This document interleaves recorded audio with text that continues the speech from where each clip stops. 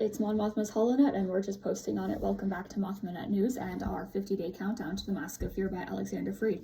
Today we'll be discussing a topic that makes me a little bit emotional, a little bit upset, and that's the way that Mon Mothma was treated in the prequels. Right out of the gate, I do want to point out, I do not hate Dave Filoni, I do not hate George Lucas. This is criticism of the way that they were telling stories and writing women within this period of time. I also want to point out, one, I think George Lucas was incredible for, in the early 80s, making the leader of the Rebel Alliance a woman, right? And when it comes to Dave Filoni, I think that over time he has really improved, and, you know, his writing for Mon in Rebels, and I'm gonna say even Ahsoka to a degree, really shows that he cares about this character now. Right, this is criticism from earlier on, right? So I just want to put that out there. There are aspects of their storytelling that I enjoy. I enjoy a lot, and I can do another video at some point about things that I really think George Lucas and Dave Filoni do really well. But again, when it comes to the prequels, they did not treat Mon very well. Keeping in mind that, yeah, George Lucas had already created this character, like, over 20 years before Revenge of the Sith, before the prequels, and he just kind of didn't seem to care that he had this strong female character that he can utilize and actually give the building blocks to of how she becomes the leader of the Rebel Alliance, right? Yeah, the scenes in Revenge of the Sith that were cut with Mon Mothma, I don't like that those were cut. Right? And yes, I think that Genevieve O'Reilly was right when she said, I also think she was a little bit too nice, when she was like, yeah, no, I totally understand these scenes were cut. This needs to focus on the, like, creation of Darth Vader.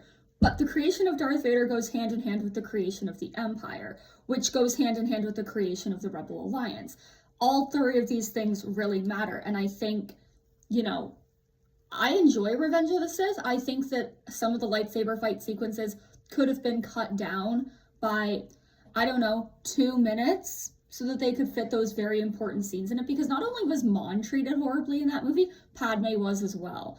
And I think that, you know, saying that isn't absurd. I think most people realize that, because Padme went from being planetary leader, badass senator who can take care of herself, to pregnant and crying.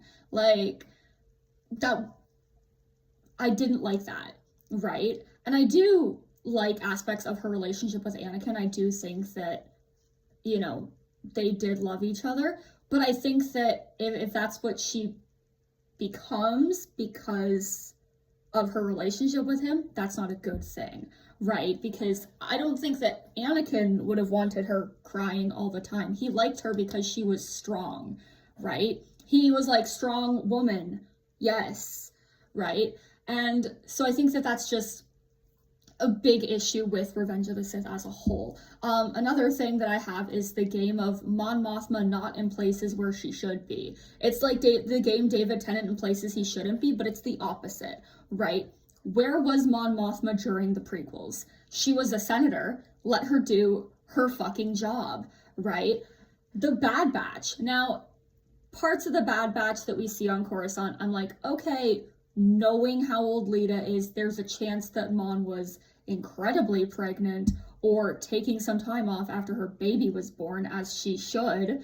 But, you know, and yes, I did enjoy getting to spend time with Pamlo and Chuchi, but that didn't, this was like, yeah, sure, they're both very important, but if we're gonna start investing in this character that has such an important story with the rebellion, we should be putting her in stories, right? So that's the problem that I have with, like, the Clone Wars era, the prequel era in general. Even though I am a prequels lover, I love the prequels, okay? I grew up with the prequels. I joke, I have a little bit of beef with Jar Jar, but at the same time, if somebody else comes for Jar Jar and they, like, vehemently hate him, I'll stand up for him, right? Just don't come with stupid Jar Jar hate. Come with things like, hey, I don't like the way that he was manipulated to do all of these things. Anyways, back to Mon Mothma, because that's what we're here for.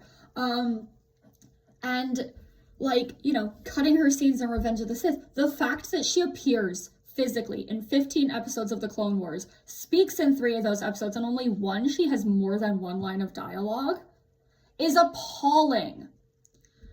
No, like, again, this isn't a note to George and Dave now. This is a note to them when they were writing these stories. More than 1 female character can be a politician at a time.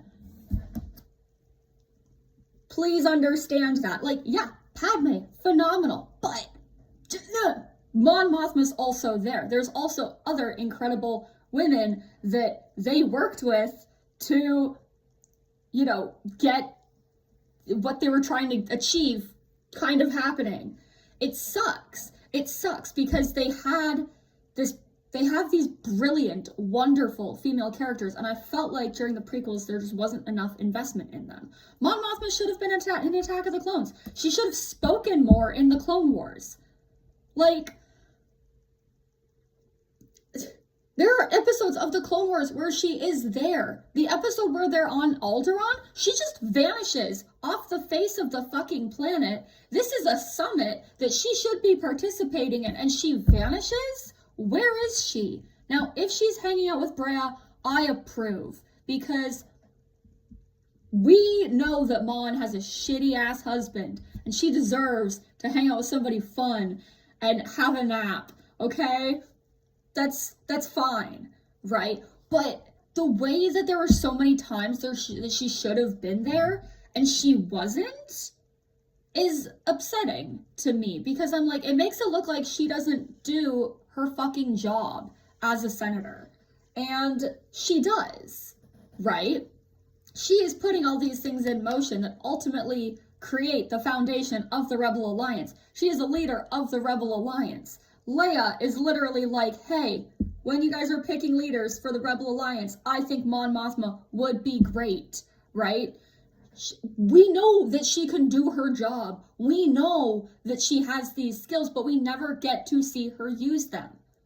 Like, can we please have like a prequel story where Mon actually can be a little bit of the centerpiece of the story, where she's bringing forth a bill rather than Padme bringing forth a bill and Mon being like, I think that Padme's idea is good. Like, I'm all for queens supporting queens, but we have to understand that, you know, the way that Mon Mothma was treated in the prequels sucks. And it hurts to say that when it comes to the way that George Lucas was writing women in the 70s and early 80s, that was somehow better than it was in the prequels. Like, how? Right? And it's just, I think that, you know, stories that come later that really allow Mon Mothma to be a real character are stronger because they're investing more in their female characters, and that they're investing more in making sure that this woman has a goddamn story. Like, that's one of the reasons why I'm so excited for everyone to read The Mask of Fear. I'm so excited about Andor. I'm so excited about any time that we get a Mon Mothma story, because she's so important. She's part of the framework of the Rebel Alliance, the New Republic, all of these things that are crucial to the Star Wars saga. And nobody seems to care. Like, again, yeah, sure, getting Andor made my hype for Mon Mothma increase, but I've always loved her, right? It was not just a thing where it's just like, I just suddenly discovered this character. The first time I saw Return of the Jedi, I was like, I like her.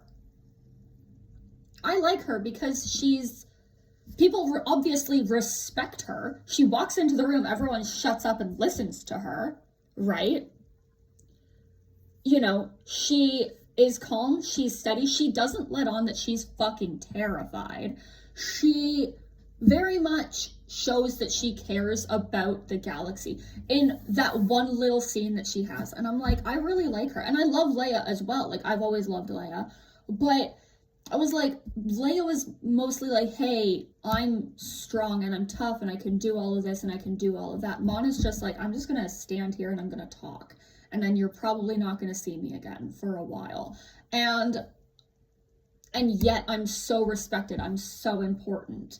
And I was always really into that. But, you know, and then just having her scenes cut in the prequels, I'm like, her scenes were like 2 minutes long. Let her speak. Also, it would have made some of my stats for a couple days from now. A couple of them I've already brought up, but a couple of my stats slightly less depressing, because it's just astounding. Anyways, again, I do think that her treatment in the prequels could have been better. She could have been characterized much better, and I hope that novels, comics, and anything else that comes out about the prequels that focuses on the Senate, because again, there are Senate stories that she's just not there for. I think that once we get stories like that, I think that writers and artists will be more likely to invest more in the character of Mon Mothma, because so much more of the fan base is into her now, as they should be. And yeah, again, shout out to George Lucas, because back in the 80s, you were like, a woman is in charge of the Rebel Alliance. And shout out to Dave, because since Rogue One, starting with like her introduction in Rebels, you have done a much better job of working with the character of Mon Mothma. I need that to be known, because I do think that there is growth. You're not going to come out and be perfect at every single thing that you do. And if there's a character that you just don't quite get, you're probably not going to focus on them as much. And, you know, I'm glad that Mon was in Ahsoka. I was pleasantly surprised with the way that her character was handled, even though some people have had severe disagreements with me about, like, respectful, but like disagreeing on the basis of like, hey, I think she was a little bit stronger in this story than in this story. That's fine, right? But she's trying her best. It's a mess. And I really hope that we get more characterization of Mon in the era of the prequels, because that would be astounding, and I think that it would do a lot to help people bond with her character more, and it would bring more light to her role as well. And that starts with things like, you know, bringing her into more stories with Bail and Padme, talk about the Delegation of 2000, talk about, you know, her feelings on different situations that the Senate is dealing with, right? Talk about her feelings with the trade dispute with Naboo, because she was a brand new senator at this point. And I think that looking at where she was when she started in the Senate and looking at where she ends up, is like, you can take so many things from that, and you can extrapolate things about her relationships and her politics and the way that she navigates the Senate and the way that she navigates her own politics and how she grows as a person and a politician. Yeah, but that is kind of it for today. It was a little bit more of a rant. I didn't fully script it out. I had very basic jot notes for this one. And we'll be back tomorrow. Tomorrow we are going back to talking about another relationship that Mon has, and this one is with Saw Gerrera. So yeah, stay tuned for that, and we'll see you here tomorrow.